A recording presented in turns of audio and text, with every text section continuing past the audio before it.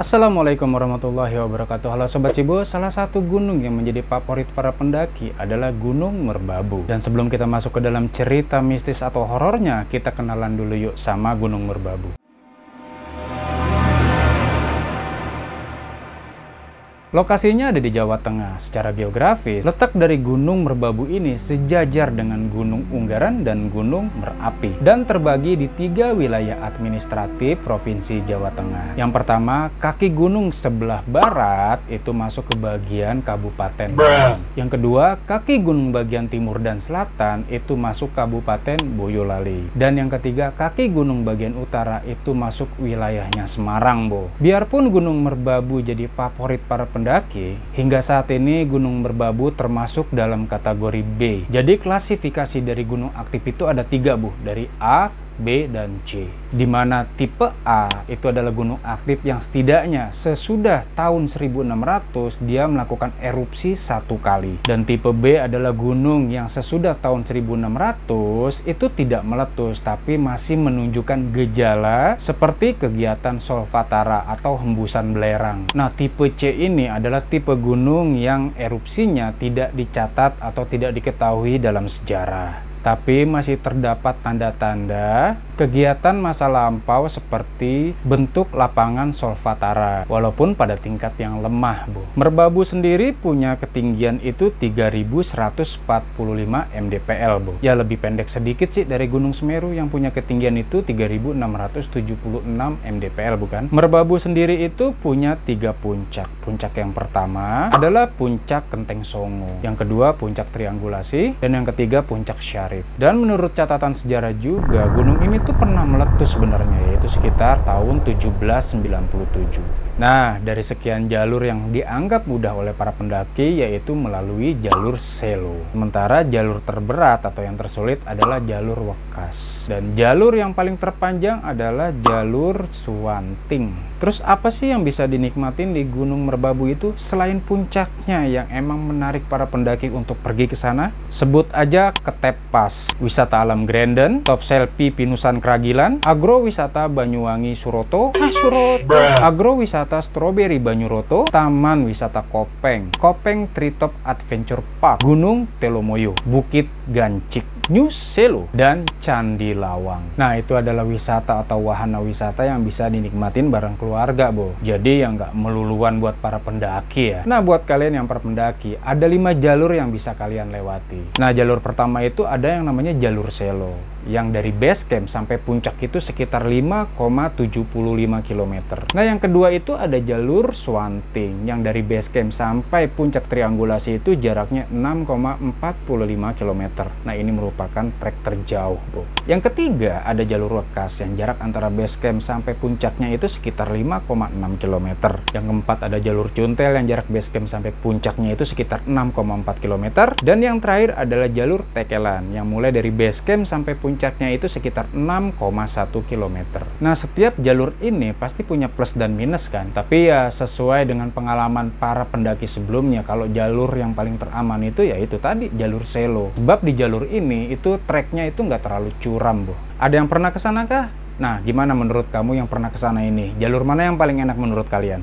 Boleh tulis di komentar. Nama Merbabu sendiri itu berasal dari catatan peninggalannya Belanda, Bu, yang punya makna Meru dan Abu. Meru sendiri artinya gunung, dan Abu adalah warna abu-abu. Ya, kalau digabungin berarti gunung yang berwarna abu-abu. Hal ini dikaitkan dengan cerita ketika Gunung Merbabu dulu meletus, material abu vulkaniknya ini berwarna abu-abu yang menutupi area tanah tersebut. Di sisi lain, sejarah Gunung Merbabu bisa ditemui dalam catatan pra-Islam yang menyebut kalau Gunung Merbabu ini punya nama Gunung Pamalu atau Gunung Pamarihan. Nah, kalau kalian pernah ke sana, itu di lereng gunung itu kalian akan ngelihat pertapaan kan. Nah, konon katanya pertapaan itu pernah disinggahi oleh Pujangga Manik pada abad ke-15. Dan dari situlah cerita tentang mitos sampai mitologi tercipta, Bo. Hal tersebut juga menjadi bukti bahwa cerita zaman dulu di Jawa punya banyak kerajaan. Pada zaman itu katanya kerajaan dulu tuh banyak yang berperang, hingga memunculkan sebuah kerajaan yang bernama Kerajaan Mamenang, yaitu sebuah kerajaan yang memenangkan Pulau Jawa. Kerajaan Mamenang ini dipimpin oleh Maharaja Kusumowacitra. Pada saat berkuasanya Kerajaan Mamenang, maka diputuskan oleh sang raja untuk mengganti nama-nama gunung yang ada di Pulau Jawa. Sebelumnya, nama-nama gunung di Pulau Jawa itu kan diberi nama oleh Raja Aji Sakan dari Kerajaan Sumantri kan. Namun dikarenakan kerajaannya kini dalam kekuasaannya Raja Kusumowacitra, Aji Saka pun hanya diberi pangkat sebagai resi. Dan dua di antaranya gunung yang diganti namanya oleh Raja Kusumowacitra adalah Gunung Merapi dan Gunung Merbabu. Awalnya kan nama Gunung Merapi ini adalah Candrageni. Nah, kemudian Gunung Merbabu itu namanya Candramuka. Nah, sekarang kita masuk ke cerita aneh dari seorang pendaki yang pernah ngalamin hal ganjil di sana katanya, Bu. Dan inilah kisahnya. Cerita ini dulu pernah viral di salah satu forum namanya Kaskus. Buat kalian yang kaskuser, halo Gan, halo sis, kasih yang ijo-ijo dong. Jangan lempar bata ya. Kejadiannya itu sekitar tahun 2012 di bulan November, Bu. Sebut aja orang ini namanya Fajar. Pada saat itu, Fajar bersama 6 orang temannya hendak melakukan pendakian ke Gunung Merbabu via jalur Tekelan, Bu. Ya, Fajar sendiri sebenarnya udah bukan yang pertama kali ke Gunung Merbabu. Dia udah 3 kali sebelumnya. Nah, kalau ini jadi berarti 4 kali kan dia. Nah, singkat ceritanya mereka melakukan perjalanan atau pendakian nih ke Gunung Merbabu dan udah sampai di pos 1. Nah, setelah melanjutkan perjalanan, si Fajar nih memperlambat jalannya. Maksudnya dia mau selfie lah karena memang panoramanya kondusif banget gitu. Instagramable banget dah. Ya sayang aja kalau nggak di-share ke sosmed menurut dia gitu. Nah, mungkin biar bisa sowan ke gebetan kali ya. Kalau dia itu ya anak gunung gitu. Dia ceklek ke sana, dia ceklek ke sini. Hingga akhirnya dia sadar kalau dia udah ketinggalan jauh dari teman-temannya. Terus akhirnya Fajar coba nyusul nih. Nah, setelah dia jalan, nah dia percepat nih langkahnya nih. Disinilah Fajar ketemu sama cewek yang lagi melakukan solo hiking sendirian. Ya sama Fajar, cewek itu juga mau ke puncak. Ya akhirnya ngobrol ini si Fajar sambil nerusin jalan menuju puncak nyusul teman-temannya. Alah, speak aja lo Jar. Nah, sepanjang perjalanan yang udah berjam-jam itu, Fajar akhirnya sadar, Bu, kalau jalur itu nggak pernah dia lewatin sebelumnya. Secara kan dia udah 3 kali ngedaki Gunung Merbabu. Ya nggak mungkin lah dia lupa. Lebih-lebih jalur yang ditempuh ya sama, via Tekelan juga. Singkat cerita, akhirnya waktu udah gelap nih, Bu. Nah, mau nggak mau mereka nggak boleh lanjutin perjalanan karena beresiko. Akhirnya setelah dapat spot yang tepat, Fajar pun buka tenda nih. Nah, kebetulan yang bawa tenda itu cuman si Fajar. Cewek itu nggak bawa tenda ternyata. Ya udah, akhirnya mau nggak mau si cewek itu pakai tendanya si Fajar. Akhirnya Fajar ngiklasin kalau si cewek itu tidur di dalam tenda, sementara Fajar akan tidur di luar menggunakan sleeping bed. Ya kan kalau mereka tidur di dalam bareng-bareng bahaya ya, Bu.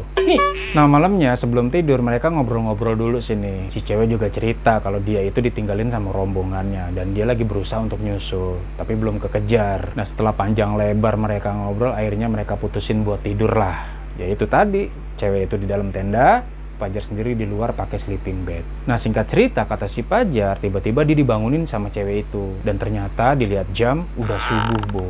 Cewek itu bilang mau pamit, mau nyusul temannya duluan. Jadi dia harus ninggalin Fajar duluan. Ya karena Fajar masih merasa ngantuk ya. Ya akhirnya ya udah, ya silakan aja. Tapi hati-hati gitu, kata Fajar berpesan.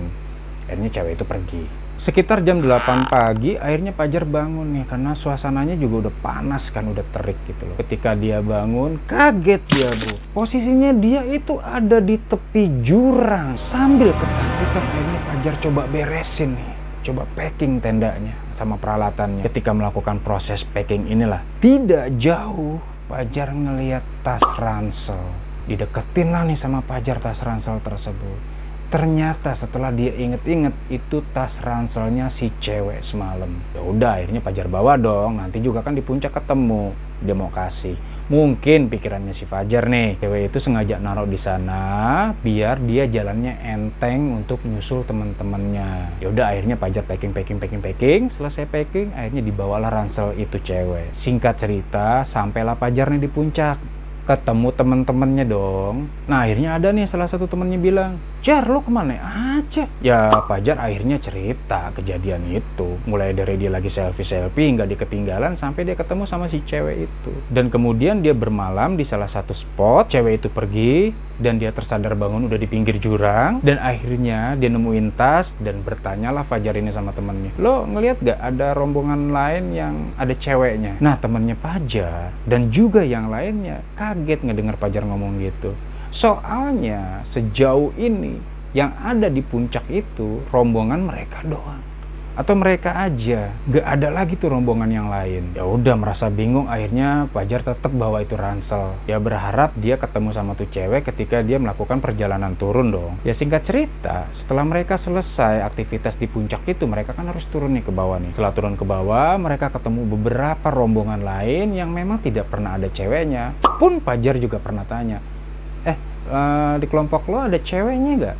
Dan mereka bilang ya nggak ada, kelompok mereka ya laki-laki semua. Ya Fajar makin bingung kan, terus tas ini gimana nih? Ya udahlah, ya kemungkinan cewek itu mungkin udah ada di pos awal kali. Ya dibawalah tas itu sampai pos awal mereka naik. Ya sesuai prediksi teman-temannya, kalau mereka itu nggak bakal nemuin cewek naik ke Gunung Merbabu untuk melakukan pendakian ataupun yang turun dari Gunung Merbabu. Tapi Fajar kan punya tanggung jawab moral dong. Akhirnya dibawalah tas ini sampai rumahnya. Setelah sampai rumah, kemudian malamnya Fajar coba nih buat bongkar. Kali aja nemuin petunjuk gitu. Bener aja, Bo. Di dalamnya itu ada dompet. Dan di dalam dompet itu ada KTP. Dari KTP itu dia temulah alamat. Besoknya disamperinlah itu rumah yang sesuai alamat di KTP-nya. Jalan deh tuh dia. Singkat cerita, sampailah dia di rumah tersebut. Kemudian dia ketuk, tok, Assalamualaikum, tok tok tok tok, Assalamualaikum. Nggak lama keluarlah seorang ibu-ibu. Ibu-ibu itu bingung, siapakah gerangan? Fajar akhirnya memperkenalkan diri, kemudian menceritakan bahwa dia menemukan tas ransel yang di dalamnya ada dompet dan dompet itu ada KTP sesuai alamat ini. Bukannya dapat jawaban yang Fajar inginkan, ibu itu tiba-tiba nangis, Bo. Fajar bingung. Lah, kok ini kenapa nih? Kemudian ditanyalah, ibu kenapa? Saya cuma ingin berniat baik kok, Bu. Mengembalikan barang ini. Si ibu nggak ngomong, si ibu nggak jawab. Si ibu tetap dalam kesedihannya dan nggak ngejawab. Tapi kemudian dia minta sama si Fajar untuk ngikutin dia. Ikut saya Yuna. Diajaklah Fajar ke belakang rumah nih. Mau tahu ada apa di sana, Bo? Di belakang rumah itu ternyata ada sebuah makam. Dan di makam itu ada batu nisan yang namanya sesuai dengan KTP si cewek itu. Dengan penuh kesedihan, akhirnya si ibu ini cerita bahwa ketika tahun 2009, anak ceweknya ini melakukan pendakian ke Merbabu, kemudian tersesat, kemudian dinyatakan hilang, hingga sampai saat ini tidak ditemukan. Dan sebagai rasa cintanya untuk mengenang anaknya itu, maka dibuatkanlah makam sesuai dengan nama anaknya. Kagetlah si Fajar, tapi akhirnya Fajar mengerti bahwa sebenarnya yang ditemuin Fajar waktu itu bukanlah manusia. Bisa jadi itu adalah roh atau perwakilannya roh dari si cewek itu untuk nitip ke Fajar. Demikian video dari cerita Gunung Merbabu. Sebenarnya masih banyak cerita-cerita yang mau saya bagi ke kalian, Bu. Jadi jangan lupa untuk subscribe dan klik loncengnya biar dapetin notif kalau ada video terbaru. Like video ini kalau kalian suka dan dislike kalau nggak suka. Share kalau video ini bermanfaat. Wassalamualaikum warahmatullahi wabarakatuh. Bye-bye.